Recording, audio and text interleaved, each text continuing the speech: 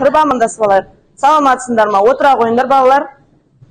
Бүгінгі көңіл күйлерің қалай балалар? Жақсы! Менде де жақсы көңіл күй. Дәл осы жақсы көңіл күймен балалар, біз топқа бөлініп отырмыз. Топтарымыздың атауын анықтап алайық, балалар. Ол үшін мен сендерге алдарыңа мозаика түрінде мозаика әдісі, бұл да сендерге берем. Сендер құрастырып, топтарының атын анықтап аламыз. Жарай ма балалар? Клей берем қазір. Жанерке ана жерге клейді алып беріп жүрші. Клей барлар өздерің ала беріңдер клейден. Байланыстырамыз да, сосын қай сөйлем түріне жататын анықтап аламыз. Сосын біздің тақырыбымыз шығады, топтардың атауы шығады.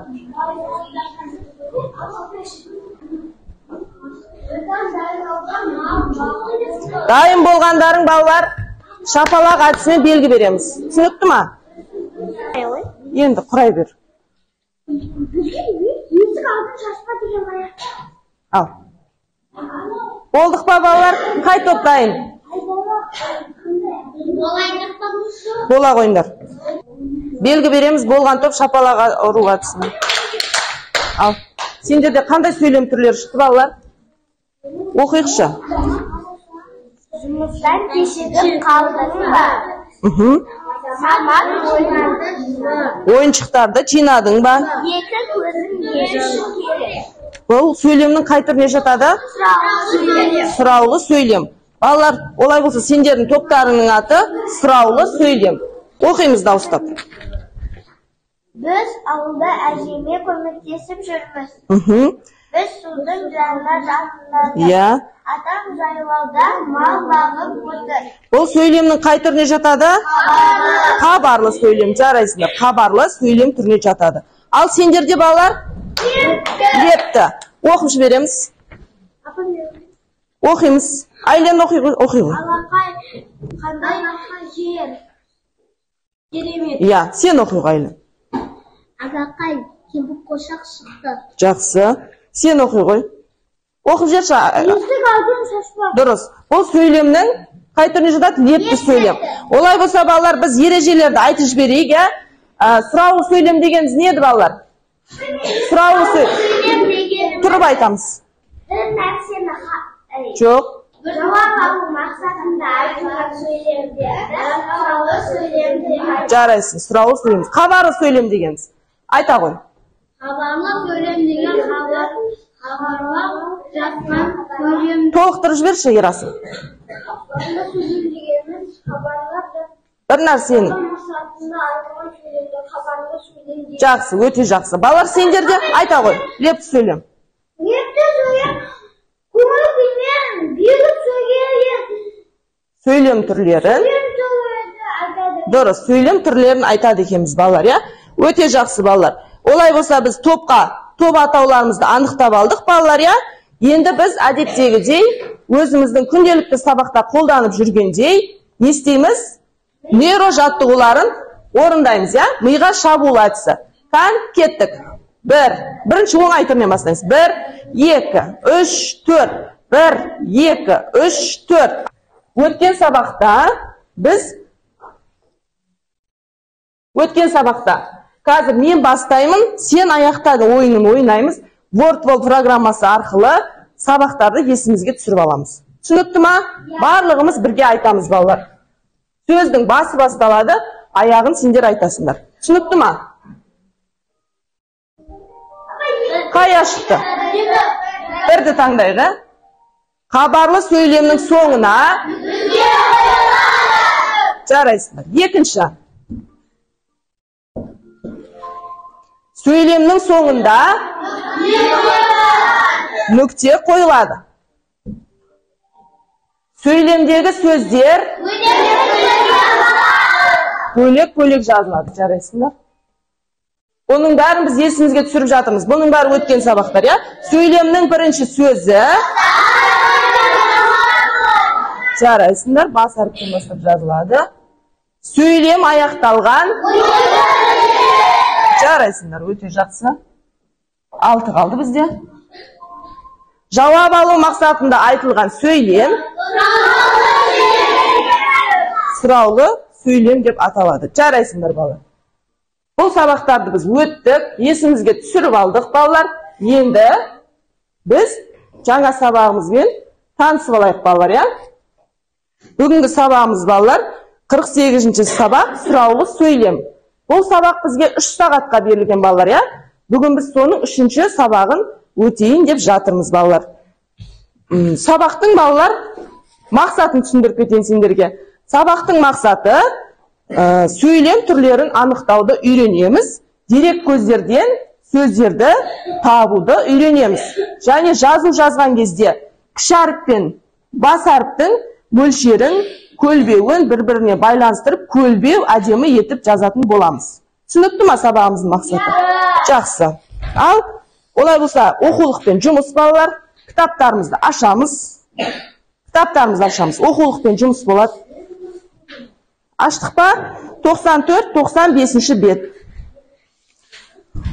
Бізде балалар 46-шы жаттығу берілген екен. 46-шы жаттығуда мен берілген оқимын, сосын арғарай оқитын боламыз. Түсінікті ма? Самат өзінің қарындасы еңлікке өлең оқып отыр. Ал еңлік болса, өлеңдегі сұрақтардың жауабын таба алмай қиналды. Еңлікке көмектесейік. Ол үшін төмендегі өлеңді тиісті дауыс ырғағымен оқып, сұрақтардың жауабын дерек көздерден іздейік дейді балалар.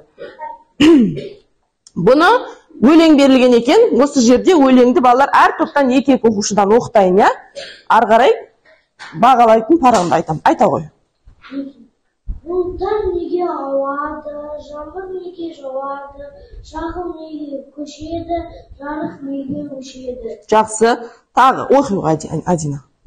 Екінші. Бұлттар неге шағады, жұлдыз неге ағады, орман неге сулайды, теңіз неге тулайды. Я, осы өлеңді қазір бірінші оқып аламыз, одан кейін осыған жауап іздейтін боламыз. Түсінікті ма? Және сұраулық мағына беріп тұрған сөзді табамыз. Яқтан Бекзат оқи ғой біріншісін. Бұлт неге ауады? Бұлттар неге толықтырып оқимыз.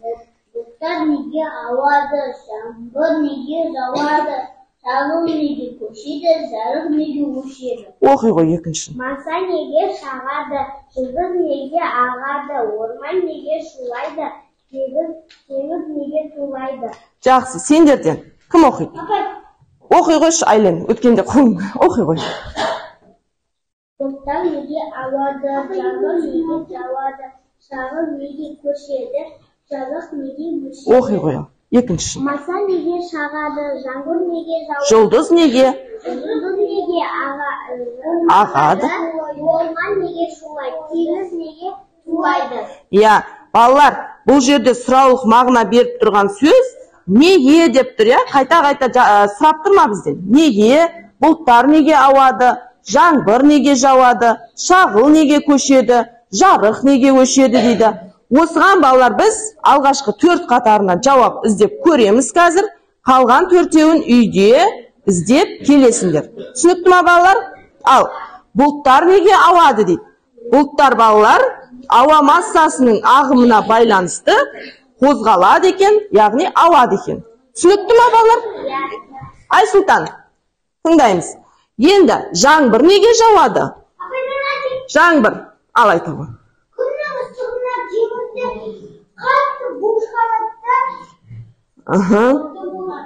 Өзен, көлдегі сулар қатты күннің ыстығында не істейді? Буға айналып, қайтадан өзімізге не қылады? Бұл физикалық құбылыс екен, я балалар? Жақсы, отыра ғой. Шағыл неге көшеді дейді? Дұрыс, шағылды біз алдыңғы бір сабақта, әдебиет сабағында ма өттік, я? Сандықшадан астына жазып алған болатыныз. Ол құм екен балалар, шағыл деген. Ол яғни дауыл болған кезде, жел болған кезде дұрыс көшеді екен. Жарық неге өшеді дейді?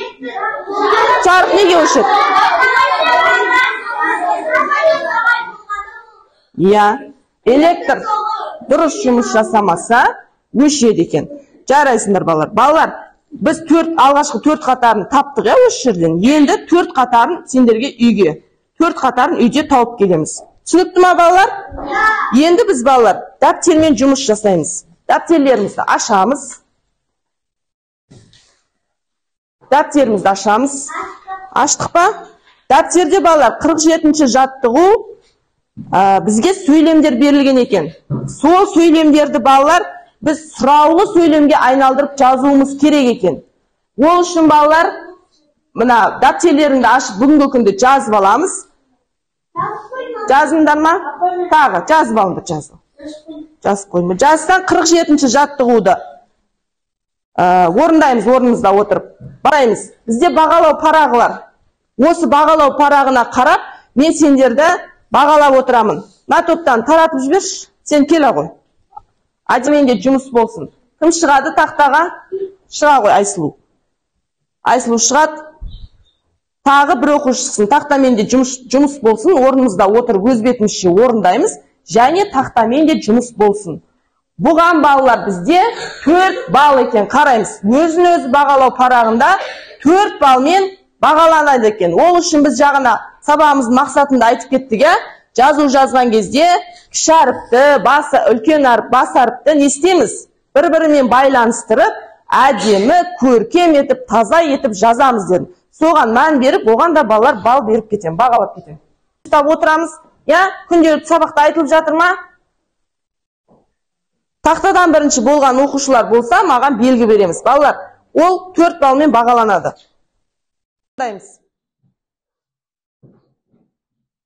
Бүгін 4 балл деп тұр. Болғандар 4 теуін бояп қойды. Алғашқы 6 адамды ғана бағалап кетемін бұл жерде. Қанша болдың деген? Болдың ба? Қан, әке. Қан? Қатесі. Сен де өзіңе 4 теуін бояп қойды. Ал, жақсы балалар, мен 6 баланы бағалап кеттім. Қалғандарымыз аяқтаймыз. Көпсіміз аяқтап қалдық қой. Енді балалар, біз 48-ші жаттығуға қарайықшы. 48-ші жаттығуда атанам. Кеше келсем бола ма деп сұрап еді. Келіңіз. 48-ші жаттығуда балалар, бізде өлеңді тиісті дауыс ырғағымен оқы дейді. Бұл жерде бізде күнделікті сендер дене шынықтыру сабағында оқып жүрген өлең екен. Оны біз қазір тиісті дауыс ырғағымен оқуымыз керек. Кім оқиды? Адина оқи қойшы. 2 қатардан ғой балалар, 2-2-ден оқытам тағы да. Оғанда? Президент сізге кім керек? Еріңізге тіл алғаш болса сондай ұл керек. Қазір айтам. Бұл керек, бізде сізге кім керек? Не кезекте? Тіл алғыш. Болса сондай ұл керек. Жақсы. Болса сондай ұл керек. Жақсы, Айсылу оқи ғой біреуін.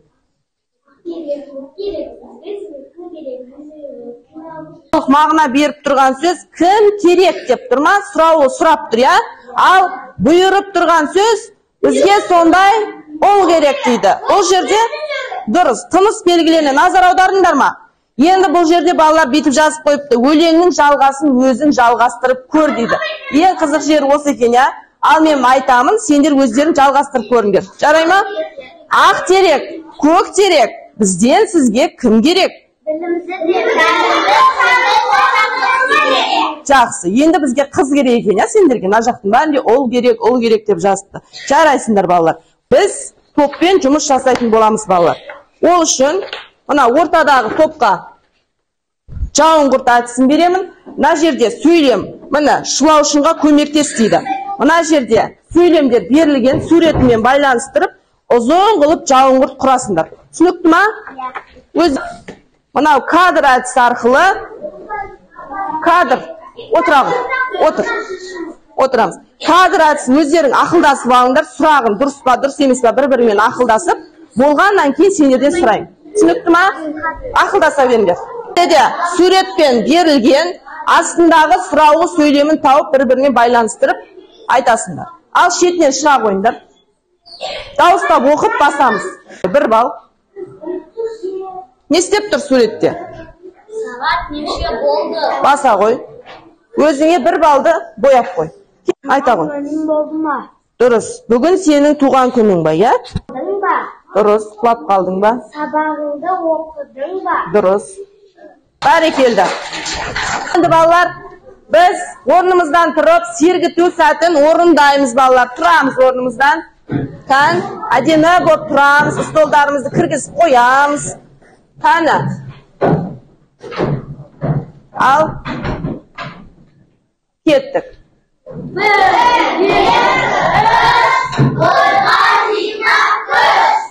Болып орындауға болады екен 49-шы жаттығуды. Ал топтан екі оқушыдан дайындалыңдар. Біреуің жауабын оқисыңдар, екінші оқушы естиді, сөйлемге айналдырады. Түсінікті ма? Кім оқиды? Ал жауабын оқиғыш.